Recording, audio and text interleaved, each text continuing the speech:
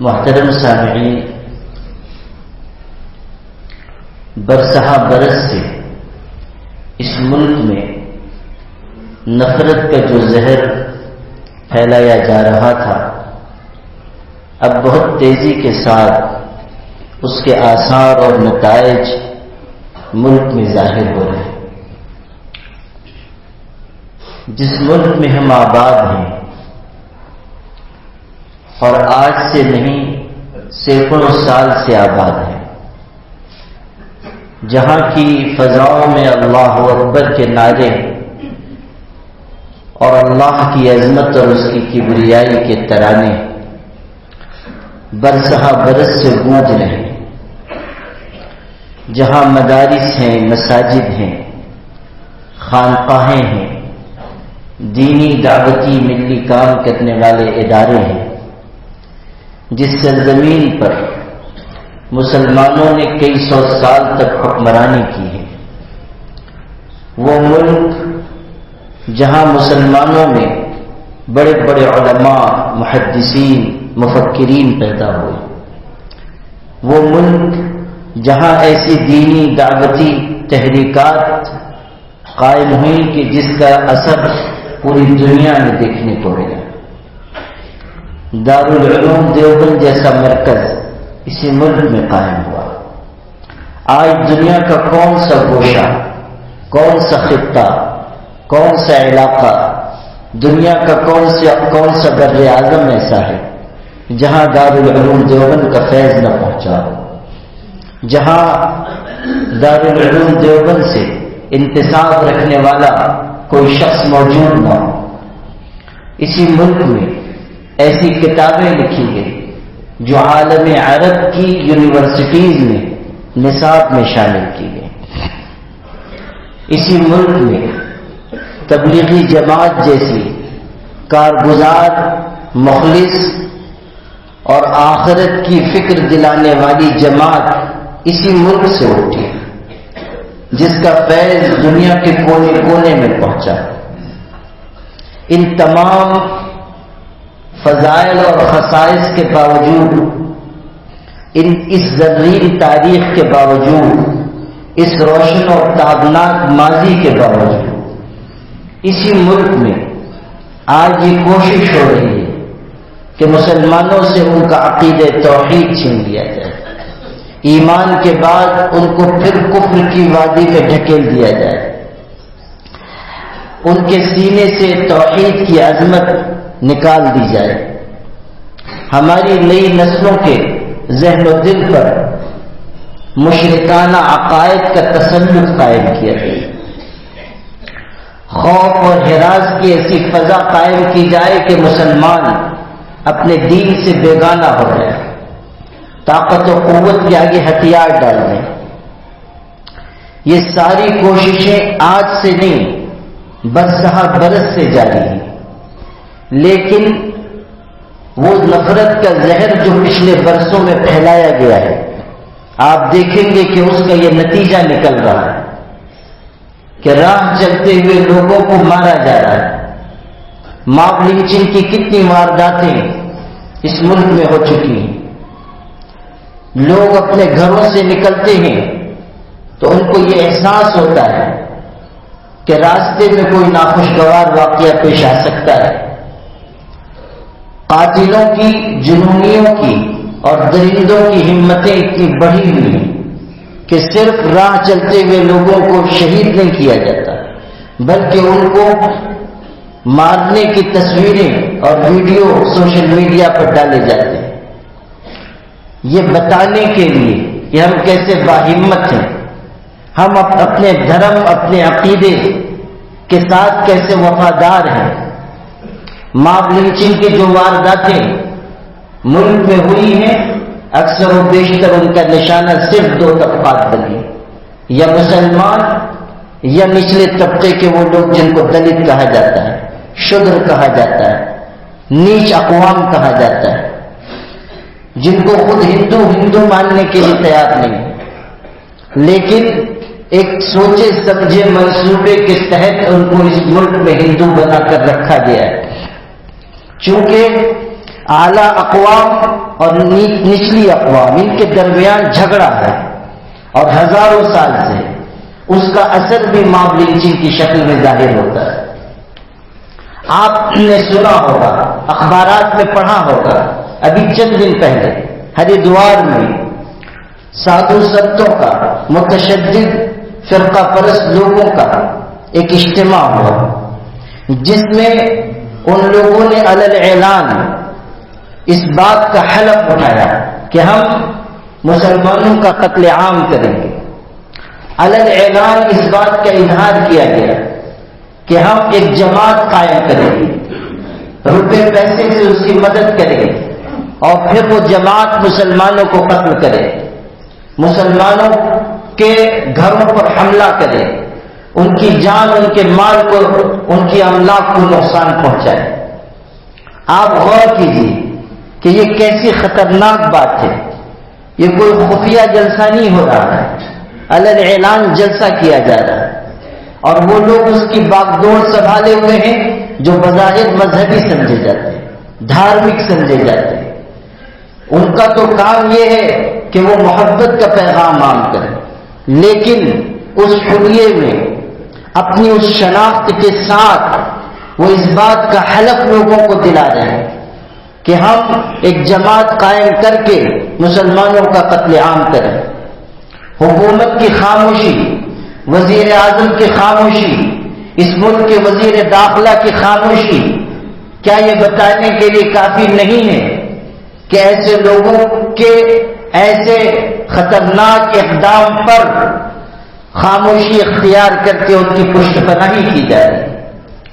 آپ غور کیجیے کہ جس ملک میں کسی تقریر میں آنے والے کسی بے ضرب جملے کو بنیاد بنا کر لوگوں کو جیل کی سلاخوں کے پیچھے ڈال دیا جاتا ہے، برسہ برس ان کو جیل کی صعوبتیں برداشت کرنی پڑتی ہیں، اسی ملک میں یہ دوہرا رویہ دیکھنے کو ملتا ہے کہ جو لوگ اس ملک کے امن پسند شہریوں کو قتل کرنے کی بات کر رہے ہیں ان پر کوئی کارروائی نہیں کی جا رہی، ان کو گرفتار نہیں کیا جا رہا، ان کی اس بری حرکت کی کوئی مذمت نہیں کی جا رہی۔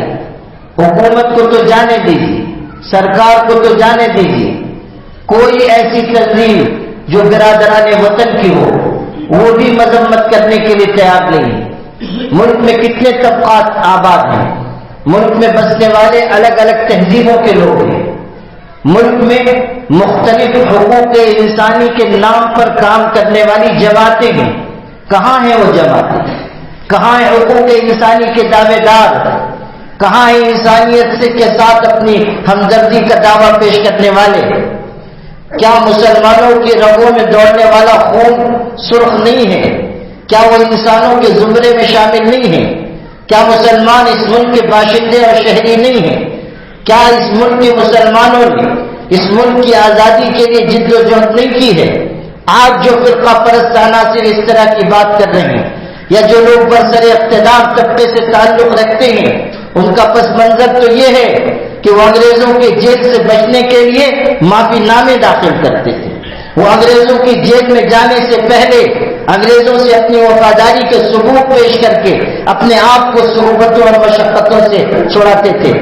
یہ وہ لوگ ہیں جنہوں نے ایک زمانے تک اس ملک کے علم اور پرچم کو، اس کے جھنڈے تک کو بلند کرنا اپنے لیے باعث ننگ و عار سمجھا، اپنی جماعت کا علم اٹھائے رہے۔ آج بھی یہ کہتے ہیں کہ مسلمان اس ملک سے وفاداری کا تعلق رکھنے والے نہیں ہیں۔ آج انہی سے تعلق رکھنے والے کچھ لوگ یہ کہہ رہے ہیں کہ مسلمانوں کے قتل عام کے لیے 1 کروڑ روپیہ میں خود پیش کروں گا، اور اگر اس کے لیے لوگ آمادہ ہو جائیں تو 100 کروڑ روپے میں پورے ملک سے اکٹھا کر کے دوں گا۔ آپ دیکھ لیجئے، یہ کوئی ڈھکی چھپی باتیں نہیں ہیں، ویڈیو آ چکی ہیں، خبریں آ چکی ہیں، علی الاعلان یہ بات کی جا رہی ہے۔ کہاں ہے ملک میں امن و امان قائم کرنے کا دعویٰ کرنے والے لوگ؟ کہاں ہے ملک میں گنگا جمنی تہذیب کا دعویٰ کرنے والے لوگ؟ یہ علامت ہے اس بات کی کہ جو زہر نفرت کے اس ملک میں پھیلایا جا رہا تھا وہ اپنے عروج کو پہنچ چکا ہے، اور اب اس ملک میں اس طرح کی بد امنی پھیلنے والی ہے جس کا کوئی علاج کسی کے پاس موجود نہیں ہوگا۔ افسوس تو اس پر بھی ہے کہ خود مسلمانوں کو، خود اپنے آپ کو مسلمان کہلانے والے لوگوں کو بھی اس بات کا اندازہ نہیں ہے کہ زمانہ ان کے خلاف کیسی قیامت کی چال چل رہا ہے۔ مسلمان خود اس بات سے واقف نہیں ہے کہ حالات کس رخ پر جا رہے ہیں۔ ہم یہ دیکھ کر خوش ہیں کہ مسجدوں میں لوگ آ رہے ہیں، رمضان میں لوگ روزے رکھ رہے ہیں۔ آپ یقین مانیے، جب تک کسی بھی قوم میں شعور نہیں ہوگا، اجتماعیت نہیں ہوگی، اپنی قوم کو آگے بڑھانے اور محفوظ رکھنے کا جذبہ نہیں ہوگا، جب تک کہ ان کے اندر اتحاد اور یگانگت نہیں ہوگی، ایک مشن کے تحت جینے کا ذوق نہیں ہوگا، اس وقت تک دنیا میں کوئی قوم ترقی نہیں کر سکتی۔ اگر ہم اپنے لیے جینے کا مزاج لے کر جیتے رہے تو پھر کون سی طاقت ہے جو ہمیں تباہی اور بربادی سے بچا سکے گی؟ آپ غور کیجیے، ایک طرف یہ صورتحال ہے کہ اس طرح مسلمانوں کے خلاف قتل عام کی بات کی جا رہی ہے، ہزاروں لوگ جیل کے سلاخوں کے پیچھے پڑے ہوئے، راستہ چلنا دوبر ہو رہا ہے، اسلام کی دین کی دعوت دینے والوں کو مختلف سنگین الزامات کے تحت گرفتار کیا جا رہا ہے، علماء کو، بڑی بڑی شخصیات تک کو نشانہ بنایا جا رہا ہے، بڑے بڑے اداروں کے خلاف آواز اٹھائی جا رہی ہے۔ آپ نے پروین توگڑیا کا بیان پڑھا ہوگا کہ دارالعلوم دیوبند کو، تبلیغی جماعت کو اگر روکا نہ گیا تو اس ملک میں مسلمانوں کے خلاف ہم قتل عام کر دیں گے، مسلمانوں کے خلاف خانہ جنگی کو کوئی روک نہیں سکے گا۔ آپ غور کیجیے، علن اعلان اس طرح کی بات کی جا رہی ہے۔ تبلیغی جماعت کا معاملہ بھی اب تک ملک میں پوری سرگرمی کے ساتھ آگے بڑھایا جا رہا ہے۔ یہ اور بات ہے کہ یہ موقع بھی ہم نے خود فراہم کیا، سعودی عرب کی حکومت نے فراہم کیا، وہ حکومت کہ جس کے اوپر مغرب کے لوگ تسلط جما رہے ہیں، وہ لوگ جنہوں نے سعودی حکومت کی زمام اقتدار کو سنبھال رکھا ہے، ان کی حالت یہ ہو گئی کہ انہوں نے حرمین شریفین تک کو اباحیت اور فحاشی اور عریانیت سے داغدار کر دینے کا جرم انجام دیا ہے۔ آپ دیکھیے کہ کس طرح دنیا سے بے حیا لوگوں کو، ننگی تہذیب کو بڑھاوا دینے والے لوگوں کو اس پاک سرزمین پر بلایا جا رہا ہے، ناچ گانے کی محفلیں لگائی جا رہی ہیں۔ وہ سرزمین جس کو مرکز اسلام کہا گیا، وہ سرزمین جہاں سے اللہ کی وحدانیت کا پیغام کائنات میں عام ہوا، وہ سرزمین کہ جہاں اللہ کا پاکیزہ گھر قائم ہے، وہ سرزمین جہاں کائنات کے سب سے مقدس انسان آرام فرما ہے، وہ سرزمین کہ جس نے دنیا کو توحید خالص کا پیغام دیا اور دنیا کے انسانوں کے سامنے انسانیت کے شرف اور عظمت کو اجاگر کیا۔ کائنات میں اس سے زیادہ مقدس مقام کون سا ہوگا جہاں سے انسانوں کو انسانیت کا درس ملا؟ کائنات میں اس ہستی سے زیادہ عظیم ہستی اور کس کی ہوگی کہ جنہوں نے سارے انسانوں کو دنیا میں جینے کا ہنر سکھایا، جنہوں نے دنیا کے انسانوں کو بتایا کہ کن اخلاق کے ساتھ زندگی گزاری جائے گی۔ اس کی زندگی نے زندگی کو زندگی بخشی، گلوں کو رنگ، محروماں کو تابندگی بخشی۔ اسے شمس الضحیٰ کہیے، اسے بدر الدجا کہیے، اس کی شریعت کا ادب مانے ہے کیا کہیے۔ حضور صلی اللہ علیہ وسلم کی شخصیت نہ ہوتی تو کیا دنیا جانتی کہ انسانیت کس کو کہتے ہیں، آپس کے تعلقات کو کس طرح استوار کیا جائے گا، ایک دوسرے کے حقوق کس طرح ادا کیے جائیں گے۔ یہ تو حضور کی آمد کی برکت ہے کہ دنیا نے جانا کہ کس طرح ایک انسان دوسرے انسان کے ساتھ اچھا سلوک کرتے گا۔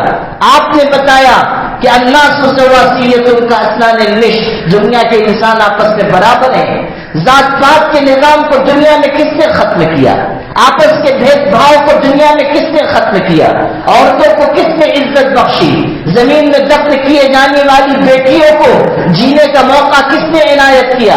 کس نے دنیا کو یہ بتایا کہ ایک انسان کو قتل کرنا ساری انسانیت کو قتل کرنا ہے؟ یہ ہمارے آقا حضور اکرم صلی اللہ علیہ وسلم کی ذات گرامی ہے. آپ نے بتایا باخبر شو از مقام آدمی، آدمیت احترام آدمی. انسانیت کے مقام کو سمجھ لو. انسانیت کس کے علاوہ اور کچھ نہیں ہے کہ ایک انسان دوسرے انسان کا اکرام کرے، احترام کرے. آپ پر اترنے والے کلام میں واضح کیا گیا وَلَقَدْ كَرَّمْنَا بَنِي آدَمَ وَحَمَلْنَاهُمْ فِي الْبَرِّ وَالْبَحْرِ. کسی بھی شخص کو ناحق قتل کرنے سے کس نے روکا؟ آپ قرآن کی تعلیمات دیکھیے. کوئی انسان ہو، ہندو ہو، سکھ ہو، عیسائی ہو، یہودی ہو، کسی مذہب سے تعلق رکھنے والا ہو، کسی تہذیب سے تعلق رکھنے والا ہو، بغیر کسی وجہ کے اس کو نہیں مارا جائے گا. جہاد کا حکم دیا گیا ہے اسلام میں. کن حالات میں، کن شرائط کے ساتھ، آپ اس کو پڑھیے. حضور صلی اللہ علیہ وسلم سے زیادہ انسانیت کا غمخوار کون ہوگا؟ آپ جب بحالت مجبوری، جب حالات بہت نازک ہو جاتے تھے، دشمنوں کی الغار ہو رہی، اب آپ جہاد کے لیے لشکر روانہ کر رہے ہیں، اس وقت بھی ارشاد فرماتے تھے صحابہ کو کہ دیکھو کسی بوڑھے انسان پر ہاتھ نہ اٹھانا، کسی بچے کو قتل نہ کرنا، کسی عورت کو نہ مارنا، کوئی درخت نہ گرانا. کوئی عبادت گاہ ہوگی، کس کی عبادت گاہ؟ انہی کی، یہودیوں کی، عیسائیوں کی، دوسرے مذہب کے لوگوں کی. کوئی عبادت گاہ ہوگی، اس کو نقصان نہ پہنچانا. مسجد نہیں ہے لیکن کسی مذہب کے ماننے والوں کی عبادت گاہ ہے. حضور تاکید فرما کر لشکر بھیجتے تھے کہ کسی کی عبادت گاہ کو نقصان نہ پہنچانا. اس سے بڑھ کر انسانیت سے ہمدردی اور کیا ہوگی؟ ہے دنیا میں کوئی انسان جو اس طرح کی تعلیم پیش کرے؟ ہے دنیا میں کوئی ہستی جو ایک ایک انسان کا احترام سکھائے؟ حضور اکرم صلی اللہ علیہ وسلم جس پاک سرزمین سے تعلق رکھتے ہیں، جہاں کعبۃ اللہ ہے، اسی سرزمین کو کس طرح پامال کیا جا رہا ہے. سعودی حکومت کس ڈگر پر جا رہی ہے، کس روش پر جا رہی ہے. افسوس تو اس کا بھی ہے کہ ایسے سنگین جرائم کے باوجود ہماری ہی جماعت میں کچھ لوگ ہیں جو سعودی حکومت کے دفاع میں آتے ہیں، جو اس کی حمایت کرتے ہیں، جو اس کی تاریخ میں زمین آسمان کے قلابے ملاتے ہیں. افسوس ہے ایسے لوگوں پر. جہاں شریعت کی سنت کی بے حرمتی کی جا رہی ہو وہاں ہمیں صاف کہنا چاہیے، چاہے بے احترامی کرنے والا کوئی غیر مسلم ہو یا مسلمان ہو، کوئی عام ہو یا حکومت ہو، ہماری زبان ایک ہونی چاہیے. جو زبان اللہ کا نام لیتی ہو اس کو کلمہ حق بیان کرنا چاہیے. سیاہ کو سیاہ اور سفید کو سفید کہنا چاہیے. جو صحیح ہے اسے صحیح، جو غلط ہے اسے غلط قرار دینا چاہیے. اسی کا ہمیں حکم دیا گیا ہے. لَتُبَيِّنُنَّهُ لِلنَّاسِ وَلَا تَكْتُمُونَهُ. ہمیں اس بات کا حکم ہے کہ حق بات کو ہم واضح کریں، اس کو چھپا کر نہ رکھیں. یہ تو یہودیوں کی خصلت تھی کہ وہ حق بات میں جھوٹ کی آمیزش کرتے تھے. أَتَلْبِسُونَ الْحَقَّ بِالْبَاطِلِ وَتَكْتُمُونَ الْحَقَّ وَأَنْتُمْ تَعْلَمُونَ. قرآن ان کے بارے میں کہہ رہا ہے. مسلمان کا یہ شیوا اور شعار نہیں ہے کہ وہ بزدلی کی رائے اختیار کرے، وہ مصالحت کی رائے اختیار کرے، وہ مصلحت کوشی کی رائے اختیار کرے. ہمیں علی الاعلان حق بات کا اظہار کرنا چاہیے. تبلیغی جماعت پر پابندی کی جو بات سعودی حکومت نے کہی ہے اسی سے شہ پا کر ہمارے ملک میں تبلیغی جماعت کے سلسلے میں فضا بنائی جا رہی ہے. پابندی تک کی بات کہی جا رہی ہے. دہشت گردی کے دروازوں میں سے ایک دروازہ قرار دے دیا گیا تبلیغی جماعت کو. سعودی گورنمنٹ نے جو خطبہ جمعہ جاری کیا اس میں لکھ دیا کہ یہ دہشت گردی کے دروازوں میں سے ایک دروازہ. آپ غور کیجیے، یہ ہمارے بیچارے تبلیغی جماعت کے حضرات یہ تو آخرت کی، قبر کی، حشر کی گفتگو کرتے ہیں. یہ تو لوگوں کو اللہ کی طرف بلانے کی گفتگو کرتے ہیں. ان کا سیاست سے کیا تعلق؟ ان کا دہشت گردی سے کیا تعلق؟ ان کا اقتدار کے آنے اور جانے سے کیا تعلق؟ یہ تو آسمان کے اوپر کی، زمین کے نیچے کی گفتگو کر رہے ہیں. یہی وہ تبلیغی جماعت ہے جس کی برکت سے اللہ نے ہزاروں لوگوں کو ہدایت عطا فرمائی ہے. کتنے گمراہ تھے، کتنے شرابی تھے، کتنے بے نمازی تھے جو اس کی برکت سے راہ راست پر آ گئے. مولانا الیاس صاحب رحمۃ اللہ علیہ کے کی طرف اور کوہل ایسی تھی کہ اللہ تعالیٰ نے ان کے گرم آنسوؤں کی برکت سے اس جماعت کو پورے عالم میں پہنچایا. آج سعودی گورنمنٹ کہتی ہے کہ یہ دہشت گردی کے دروازوں میں سے ایک دروازہ ہے، اور اسی کو بنیاد بنا کر ہمارے ملک کا متاثر میڈیا کہتا ہے کہ اس پر پابندی لگائی جائے. یہ معاملہ بھی چل رہا ہے. آپ غور کیجیے کہ ہمارا ملک کتنی تیزی سے بدامنی کی طرف، تعصب کی طرف، فرقہ پرستی کی طرف جا رہا ہے. اس کے علاوہ آپ دیکھیں گے آئے دن مسلم پرسنل لا میں مداخلت کی جا رہی ہے. آپ نے سنا ہوگا ابھی 18 سال عمر جو نکاح کی متعین ہے لڑکی کے لیے، 18 سال کی عمر، اس کو بڑھا کر 21 سال کیا جا رہا ہے، اور ایسا بل تیار کیا جا رہا ہے کہ 21 سال کی عمر سے پہلے کسی لڑکی کی شادی نہیں ہو سکتی. آپ غور کیجیے اس ملک میں ووٹ دینے کے لیے عمر متعین کی گئی ہے 18 سال اور شادی کی عمر متعین کی جا رہی ہے 21 سال. آپ غور کیجئے کہ قانون بنانے والے کس ذہن و مزاج کے لوگ ہیں. اسی ملک میں قبائلی ہیں جن کے ہاں بہت کم عمری میں شادی ہو جاتی ہے. آپ اس ملک کے مختلف تہذیب کے لوگوں کو، مختلف مذاہب کے لوگوں کو نظر انداز کر کے کیسے قانون بنا سکتے ہیں؟ مسلم پرسنل لا میں آئے دن کی جو مداخلت ہو رہی ہے یہ بھی یہ بتانے کے لیے کافی ہے کہ اسلامی شریعت نگاہوں میں کھٹک رہی ہے. ان کا ایک ہی جذبہ ہے، وَدَّ كَثِيرٌ مِّنْ أَهْلِ الْكِتَابِ لَوْ يَرُدُّونَكُم مِّن بَعْدِ إِيمَانِكُمْ كُفَّارًا. ان کی یہ پسند ہے کہ مسلمانوں کو ایمان کے بعد پھر سے کافر بنایا جائے، ایمان لانے کے بعد ان کو پھر سے مشرکانہ عقائد کی طرف دھکیل دیا جائے. یاد رکھیے ہمیں ان مشکل حالات میں ایمان پر استقامت اختیار کرنی ہوگی، حالات کا شعور اپنے اندر پیدا کرنا ہوگا. یہ کہہ کر آپ دامن جھٹک کر آگے نہ بڑھیے کہ ہمیں ان موضوعات سے کیا لینا دینا ہے. اگر آپ ایک قوم سے تعلق رکھتے ہیں، اگر آپ محمد رسول اللہ صلی اللہ علیہ وسلم کی غلامی کا دم بھرتے ہیں، تو آپ کو چاہیے کہ آپ اپنی قوم کو، اپنی ملت کو بچانے کے لیے فکر مند ہو جائیں. حالات کا درد آپ کے سینے میں پیدا ہونا چاہیے. ماپ لنچنگ کی وارداتیں اس وقت تک نہیں رکیں گی جب تک ہم خود اپنے اندر ہمت و جرأت نہ پیدا کریں. عجیب صورتحال ہے. مسلمانوں کو یہ سکھایا گیا تھا کہ وہ بہادری کے ساتھ زندہ رہیں، اور جب ان کی موت آئے تو بھی ایمان پر اور کلمے پر آئے اور بہادری کے ساتھ وہ اپنی جان دیں. لیکن آج دنیا کی محبت اور موت سے کراہت اس طرح ہمارے دلوں میں بیٹھ گئی ہے کہ ہم لوگوں کے آگے بھیک مانگ رہے ہیں. اس ملک کا قانون ہمیں اس بات کی اجازت دیتا ہے کہ اگر آپ کے اوپر کوئی حملہ کرتا ہے تو آپ اپنے دفاع کا حق استعمال کیجیے. آپ کو اگر جان دینی ہی ہے اللہ کے نام پر اپنی جان دیجیے، دفاع کا حق استعمال کرتے ہوئے جان دیجیے. بزدلی سے جینا، بزدلی کے ساتھ مرنا یہ مسلمان کا طریقہ نہیں ہے. ہمیں بہادری کے ساتھ جینا چاہیے، اور اگر حالات ایسے ناسازگار پیش آ جائے کہ جان بچانا مشکل ہے تو آپ دفاع کرتے ہوئے اللہ کے نام پر اپنی جان اللہ کے سپرد کرنی چاہیے. یہ نہیں کہ ہم لوگوں کے آگے بھیک مانگتے پھریں. اگر مسلمان اس بہادری کے ساتھ اپنی جان دینا سیکھیں گے، یہ جو حالات ملک میں بن رہے اس پر روک لگے.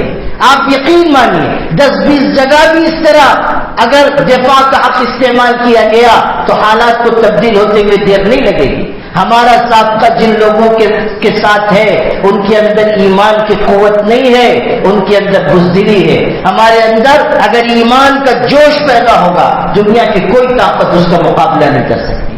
دوسری بات تبلیغی جماعت کے سلسلے میں یہ کہنی ہے کہ یہ جو پابندی کی بات چل رہی ہے ہمیں پرزور طریقے سے اس کا مقابلہ کرنا چاہیے. خود تبلیغی جماعت کے احباب کو بھی سمجھنا چاہیے کہ یہ جو آپس کے اختلافات ہیں، یہ جو آپس کی دوریاں ہیں، یہ جو آپس میں ایک دوسرے سے بیر رکھنا ہے، اس کی وجہ سے بھی ہم کو نقصان پہنچ رہا ہے. جہاں اختلافات پیدا ہوتے ہیں خدا تعالیٰ رحمت کے حصے کو اٹھا لیتا ہے، بے برکتی آتی ہے، شر اور فتنے پیدا ہو جاتے ہیں. حالات ایسے نہیں ہیں کہ ہم آپس میں اختلاف کرتے پھریں، حالات ایسے ہیں کہ ہم یکجٹ ہو کر حالات کا مقابلہ کریں. ہم ایک سیسا پلائی ہوئی دیوار بن جائیں. یہ نہیں کہ یہ فلاں طبقے سے تعلق رکھنے والے، یہ فلاں جماعت سے تعلق رکھنے والے، ہرگز نہیں.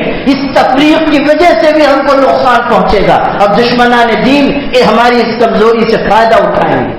تیسری بات، یہ جو مسلم پرسنل لا میں مداخلت ہو رہی ہے اس کا ہماری طرف سے یہ جواب دیا جانا چاہیے کہ آپ جو پابندی لگانا چاہ رہے ہیں، آپ جس راہ پر جانا چاہ رہے ہیں، آپ کی مرضی ہے، لیکن ہم اسلامی شریعت کے پابند ہیں، ہم اسلامی قانون پر عمل کرنے والے ہیں۔ آپ اگر اپنی مسجد میں نماز پڑھ رہے ہیں، کون آپ کو آ رہا ہے روکنے کے لیے؟ اگر آپ اپنی شادی بیاہ کی تقریبات سادگی اور آسانی کے ساتھ کر رہے ہیں، کون آ رہا ہے آپ کو روکنے کے لیے؟ شریعت کی بے حرمتی پہلے ہماری صفوں میں ہوتی ہے، تب کہیں جا کر دوسرے لوگ اس میں مداخلت کرتے ہیں۔ ہمیں 100% شریعت پر چلنے کا مزاج پیدا کرنا چاہیے۔ چوتھی بات یہ کہ ہم اپنے اندر ہمت و جرأت پیدا کریں۔ کوئی بھی قوم اس ملک میں یا دنیا کے کسی بھی خطے میں بزدلی اور کم ہمتی کے ساتھ زندہ نہیں رہ سکتی ہے۔ جس قوم کو بھی زندگی حاصل ہوگی، آگے ترقی کے مواقع حاصل ہوں گے، وہ ہمت و جرأت کی وجہ سے، ہمت و حکمت کے ساتھ، توازن اور اعتدال کے ساتھ اگر ہم آگے بڑھیں گے، اللہ کی مدد و نصرت آئے گی۔ یاد رکھیے گا، بے ہمتی مسائل کو جنم دیتی ہے اور ہمت و جرأت بہت سے مسائل کا حل ہوا کرتی ہے۔ مومن کا شیوا اور شعار یہ ہو کہ ہم اللہ کے نام پر توکل کرتے ہوئے، اللہ کی ذات پر بھروسہ کرتے ہوئے، اپنی ہمت اور جرأت کے ساتھ حالات کا مقابلہ کرتے ہوئے زندگی گزاریں گے۔ ملک ہمارا ہے، ملک کو بچانے کی ذمہ داری ہماری ہے۔ اگر آج کچھ لوگ ملک کو توڑ دینے کی بات کر رہے ہیں، خانہ جنگی کی بات کر رہے ہیں، قتل عام کی بات کر رہے ہیں، اس ملک میں شر اور فساد پھیلانے کی بات کر رہے ہیں، تو اس کا مقابلہ کرنا ہماری ذمہ داری ہے۔ ہم ان کو سمجھائیں کہ آپ غلط راستے پر جا رہے ہیں۔ مقابلہ کرنے سے مراد یہ نہیں ہے کہ آپ ان کے مقابل آ جائیں اور جو وہ کر رہے ہیں آپ بھی کرنا شروع کر دیں، ہرگز نہیں۔ آپ انسانیت کا پیغام دیں، آپ اخلاق کا پیغام دیں، آپ ان کو بتائیں کہ ملک ایسے باقی نہیں رہ سکے گا، ملک کی سالمیت اور اتحاد قائم نہیں رہ سکے گا، ملک کی ترقی نہیں ہو سکے گی، ملک آگے نہیں بڑھ سکے گا۔ جہاں ملک میں افراتفری ہو، اس ملک میں معیشت کیسے آگے بڑھ سکے گی؟ وہ ملک کمزور ہوتا جائے گا، اس کی معیشت کمزور ہوتی جائے گی، اور ایک دن آئے گا کہ وہ ملک کلاش ہو جائے گا، مفلس اور تنگدست ہو جائے گا۔ آپ یقین جانیے، مسلمانوں نے اگر اس ملک میں قیام انسانیت کا کام کیا ہوتا، دعوت کا کام کیا ہوتا، اپنے اخلاق کا نمونہ پیش کیا ہوتا، تو آج صورتحال اس سے بہت مختلف ہوتی جس کو ہم اس ملک میں دیکھ رہے ہیں۔ خواجہ داتا بخش جن کو کہا جاتا ہے، لاہور کے رہنے والے، وہ جب تشریف لائے تھے لاہور میں، پورا علاقہ غیر مسلموں کا علاقہ تھا، لیکن وہ آئے، انہوں نے اخلاق کا نمونہ پیش کیا۔ چند برس نہیں گزرے تھے کہ آدھا لاہور مشرف اسلام ہو گیا۔ لوگ کہتے ہیں، متعصب لوگ، کہ اسلام تلوار کے زور سے پھیلا ہے۔ میں یہ کہتا ہوں کہ تم سچ کہتے ہو، اسلام تلوار کے زور سے پھیلا ہے، مگر وہ تلوار لوہے یا فولاد کی تلوار نہیں تھی، وہ اسلامی اخلاق اور کردار کی تلوار تھی جس نے لوگوں کے دلوں کو فتح کیا۔ ہمارے اخلاق نے لوگوں کو قریب کیا۔ آج اس اخلاق کا نمونہ ہم کہاں پیش کرتے ہیں؟ ہمارے غیر مسلم بھائیوں کے سامنے وہ کتابیں ہم نہیں پیش کر سکتے جن میں اسلام کی تعریف لکھی ہے، اسلام کے فضائل لکھے ہوئے ہیں، وہ تو ہمارا آپ کا عمل دیکھیں گے۔ آخری بات یہ ہے کہ اس ملک میں اگر ہمیں عزت اور عافیت کے ساتھ جینا ہے تو یاد رکھیے، اس کے لیے ہمیں سب سے زیادہ، سب سے پہلے جس چیز کی ضرورت ہے وہ یہ کہ ہم اللہ کے دین پر عمل کرنے والے بنیں، اللہ کی طرف رجوع کریں، اپنی اصلاح کی فکر کریں۔ جب تک ہم اللہ کے دین کی طرف لوٹیں گے نہیں، اللہ کی مدد کے حقدار نہیں بنیں گے، اور جب تک اللہ کی نصرت حاصل نہیں ہوگی ہم سرخرو نہیں ہو سکتے۔ قرآن میں کہا گیا، وَلَوْ أَنَّ أَهْلَ الْقُرَىٰ آمَنُوا وَاتَّقَوْا لَفَتَحْنَا عَلَيْهِمْ بَرَكَاتٍ مِّنَ السَّمَاءِ وَالْأَرْضِ۔ اگر بستیوں میں رہنے والے ایمان اور تقویٰ کے راستے پر چلنے لگیں تو ہم آسمان اور زمین کی برکتوں کے دروازے ان پر کھول دیں گے۔ یہ اللہ کا وعدہ ہے اور اللہ کا وعدہ جھوٹا نہیں ہو سکتا۔ وآخر دعوانا الحمد للہ رب العالمین۔